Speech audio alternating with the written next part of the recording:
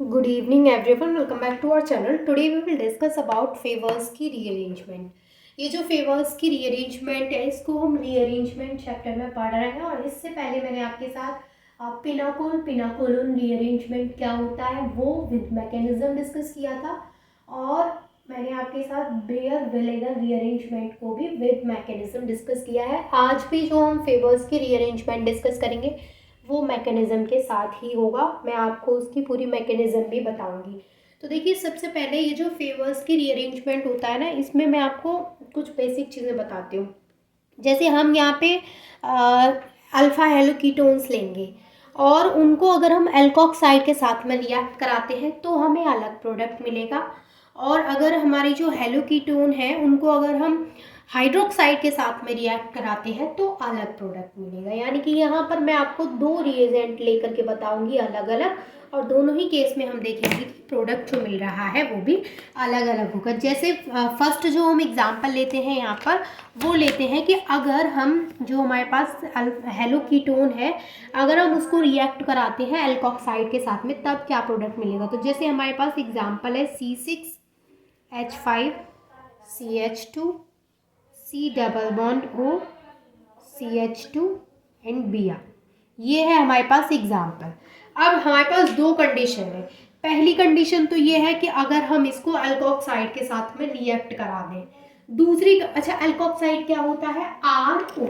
यानी अगर मैं आपको कुछ अल्कोक्साइड के एग्जाम्पल बताऊं तो ये C2H5O- या फिर CH3O-, इस तरीके के ये क्या होते हैं हमारे एल्कोक्स, यानी C2H5O CH3O, ये क्या होते हैं हमारे एल्कोक्साइड्स होते हैं। तो दो कंडीशंस हो गई हमारे पास कि अगर हम इसको अल्कोक्साइड के साथ में रिएक्ट कराते हैं तब जो यहाँ पे हमें प्रोडक्ट मिलेगा वो होगा एस्टर। यहाँ पे आपको याद रखना है।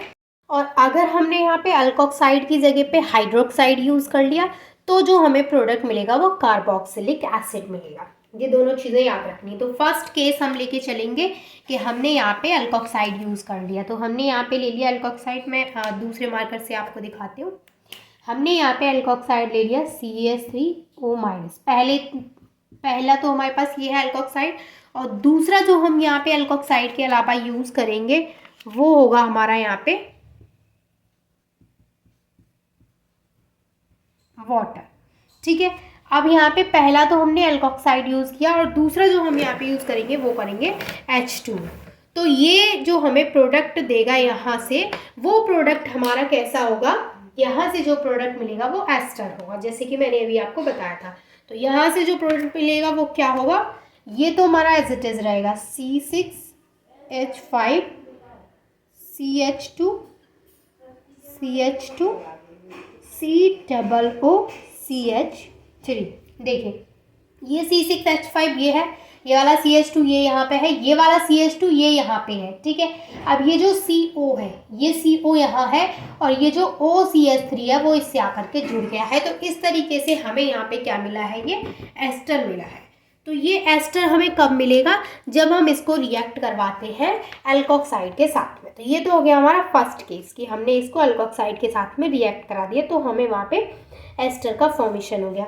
सेकंड में जो आपको एग्जांपल लेकर के बताती हूँ, क्योंकि मैंने अब आपको दोनों चीज़ें बताई कि जो फेवरस की रीअरेंजमेंट है उसमें दोनों चीज़ें होती हैं, तो मैं आपको दोनों ही चीज़ें बताऊंगी। तो पहला हमारा एग्जाम्पल हो गया ये हो गया हमारा एग्जाम्पल नंबर 1।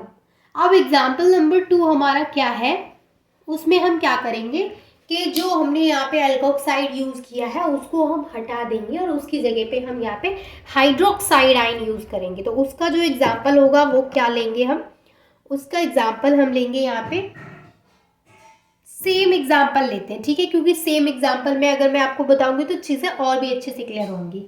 तो सेम एग्जाम्पल हम यहाँ पर लेते हैं CH2 C double bond O CH2 Br। हमने यहाँ पे सेम एग्जाम्पल लिया है बिल्कुल एज इट इज़। अब ये सेम एग्जाम्पल लेने का रीज़न क्या है कि चीज़ें और ज़्यादा बेटर तरीके से क्लियर हो। अच्छा, मैं यहाँ पे डिफरेंट एग्जाम्पल लूँगी तभी चीज़ें बहुत अच्छे से क्लियर हो जाएंगी, डोंट वरी। ये मत सोचिएगा कि हमारे समझ में नहीं आएगा, बिल्कुल आएगा। एंड तक अगर आप वीडियो देखेंगे तो सारी चीज़ें क्लियर होंगी। मैं एक एक पॉइंट्स कहाँ से कौन सी चीज़ कहाँ गई है वो मैकेनिज्म में आपको यहाँ पे एक्सप्लेन करूँगी, so don't worry about that. अब यहाँ पर देखिए हमने सेम एग्जाम्पल लिया है, लेकिन हमने यहाँ पे एल्कोक्साइड यूज़ किया था। अब हम यहाँ पर क्या यूज़ करेंगे, यहाँ पर हम लेंगे हाइड्रोक्साइड आयन। तो first one is OH minus and second as it is water, जिसमें कि H+। तो अब यहाँ पर इस केस में क्या होता है, देखिए अब जैसे हमने यहाँ पे ये लिया था तो हमें मिल गया यहाँ पे एस्टर। अब हमने यहाँ पे ये लिया है हाइड्रोक्साइड, तो यहाँ पे हमें क्या मिलेगा, मैंने अभी आपको बताया था कार्बोक्सिलिक एसिड।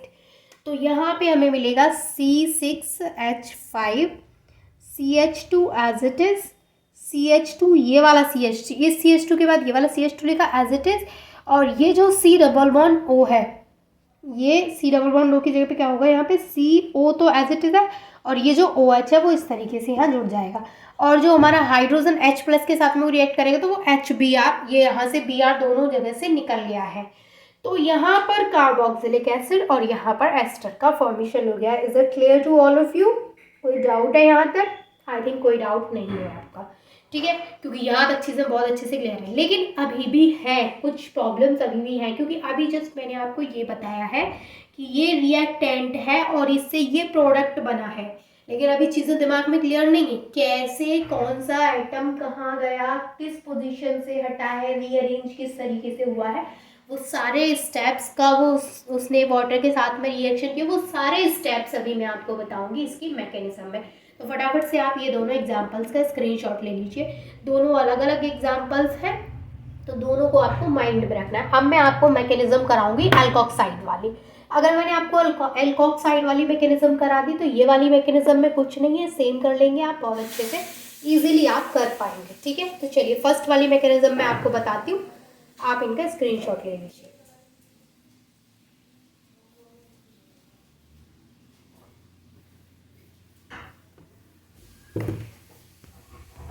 तो जो हमारी फर्स्ट रिएक्शन थी जिसमें कि हमने एल्कोक्साइड के साथ में रिएक्ट कराया था, हमारा जो हेलो कीटोन था उसको, उसी की हम मैकेनिज्म यहाँ पे देखेंगे। तो रिएक्शन तो आपके दिमाग में होगी अभी, वो क्यों भाई, प्रोडक्ट तो होगा ना आपके दिमाग में कि क्या प्रोडक्ट मिला था, एस्टर मिला था, तो वही एस्टर हमें लास्ट में मिलेगा बहुत सारे स्टेप्स को फॉलो करने के बाद में। तो चलिए हम अपनी रिएक्शन की मैकेनिज्म यहाँ पे करते हैं।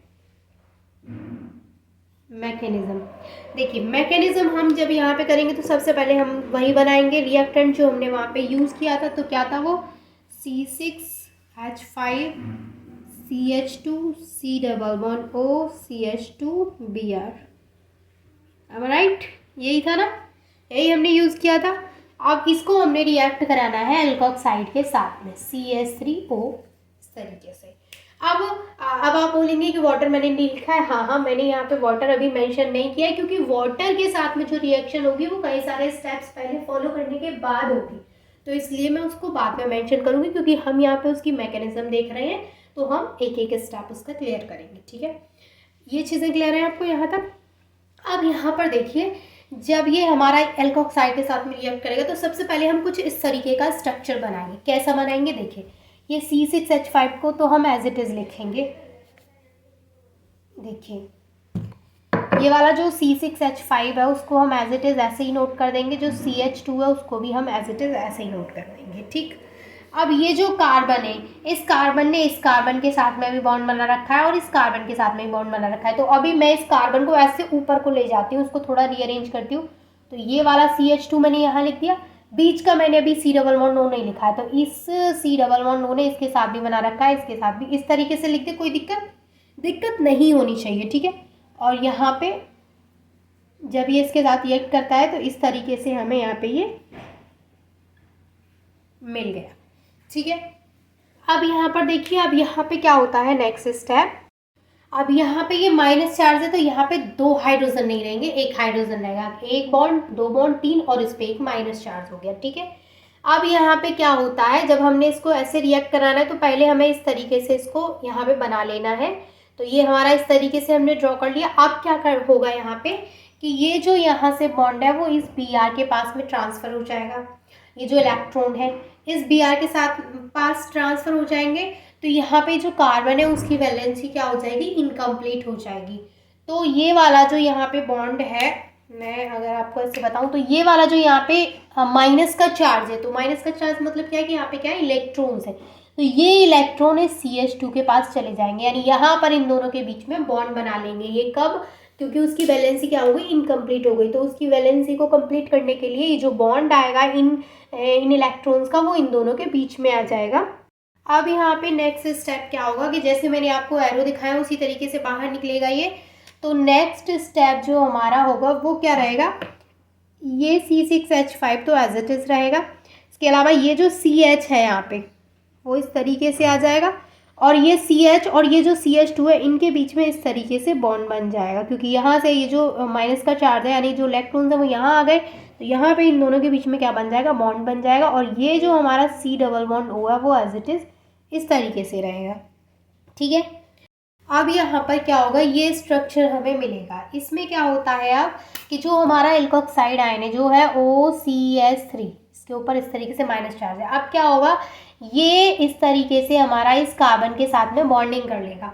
अब जब ये कार्बन के साथ में बॉन्डिंग कर लेगा तो कार्बन के कितने बॉन्ड हो जाएंगे, 5। अब कार्बन के 5 बॉन्ड तो होते नहीं है, तो यहाँ पर क्या होगा, फिर ये ऑक्सीजन अपना ये जो बॉन्ड है यानी अपने जो इलेक्ट्रॉन्स हैं उनको अपने वापस ले लेगा। तो ये जो इलेक्ट्रॉन्स है वो ऑक्सीजन के पास वापस चले जाएंगे। तो यहाँ पे जो हमें नेक्स्ट स्ट्रक्चर है वो कुछ इस तरीके का मिलेगा। जो नेक्स्ट स्ट्रक्चर है वो कुछ इस तरीके का मिलेगा। C6H5 एज इट इज़, ये CH एज इट इज़, ये वाला CH2 एज इट इज़। यहाँ पर ये जो बॉन्ड है कार्बन का वो एक तो बन गया OCS3 के साथ में। OCS3 के साथ में इसलिए बन गया क्योंकि यहाँ से बॉन्डिंग हुई है, और जो कार्बन और डबल बॉन्ड ऑक्सीजन है वो सिंगल बॉन्ड हो गया, और ऑक्सीजन पे कैसा चार्ज आ गया, माइनस चार्ज आ गया, क्योंकि जो इलेक्ट्रॉन्स हैं ये वाले वो ऑक्सीजन के पास चले गए, तो ऑक्सीजन पे यहाँ पे ये माइनस चार्ज आ गया। अब ये ऑक्सीजन पे माइनस चार्ज आ गया। अब क्या होता है इसमें, देखिए अब यहाँ पर ये तो है हमारा एल्काइल कार्बन और ये है हमारा बेंजाइल कार्बन। अब यहाँ पे क्या होता है, देखिए अब ये जो इलेक्ट्रॉन्स, ये जो इस पे माइनस चार्ज है, मैं इसको यहाँ शो कर दूँ। अब ये जो इस पे माइनस चार्ज है वो क्या करता है, वो फिर से वापसी इस माइनस चार्ज को यहाँ माइनस चार्ज को देके यहाँ पे क्या करेगा, अपना जो इलेक्ट्रॉन्स है उसने यहाँ इसको दे दिए। अब जब इसने इलेक्ट्रॉन दे दिए तो फिर से कार्बन की जो बॉन्डिंग हुई वो कितने एटम्स के साथ में हो गई, 5 एटम के साथ में। अब ऐसा तो होता नहीं कि कार्बन की जो बॉन्ड है वो 5 होते हो, कार्बन तो सिर्फ 4 बॉन्ड बनाता है। अब यहाँ पर क्या होगा, ये जो बॉन्ड है यहाँ पे ये जो इलेक्ट्रॉन है वो यहाँ आ जाएंगे इसके पास में, ये वाले जो इलेक्ट्रॉन है। देखिए मैं एरो की हेल्प से आपको चीज़ें क्लियर कर रही हूँ, ये ही इसी तरीके से मैकेनिज्म होती है जिसमें कि एरोज की हेल्प से हम समझते हैं। तो प्लीज़ आप समझने की कोशिश जरूर करें। अब यहाँ पे ये इलेक्ट्रॉन्स यहाँ आ गए, तो यहाँ पे ये कार्बन के 5 बॉन्ड हो जाएंगे क्योंकि वो फिर से डबल बॉन्ड यहाँ पे बनाएगा। तो अब यहाँ पे क्या होगा, इस केस में ये वाला इलेक्ट्रॉन इसके पास में आ जाएगा। तो यहाँ पर क्या होगा, जैसे ही यहाँ पर ये वाले इलेक्ट्रॉन इस CH के पास में आ जाएंगे तो कार्बन और जो CH है उसके बीच का बॉन्ड यहाँ से ब्रेक हो जाएगा। तो हम यहाँ पर इस तरीके से मेंशन करेंगे कि यहाँ पे क्या हुआ है, ये वाला जो बॉन्ड है वो ब्रेक हुआ है।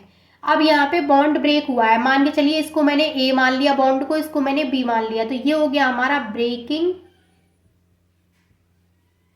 ऑफ बॉन्ड A, क्योंकि जिसको मैंने A माना है वो बॉन्ड हमारा ब्रेक हो गया। जब ये बॉन्ड हमारा ब्रेक हो गया तो नेक्स्ट प्रोडक्ट जो हमें मिलेगा वो क्या मिलेगा, उसमें क्या होगा, देखिए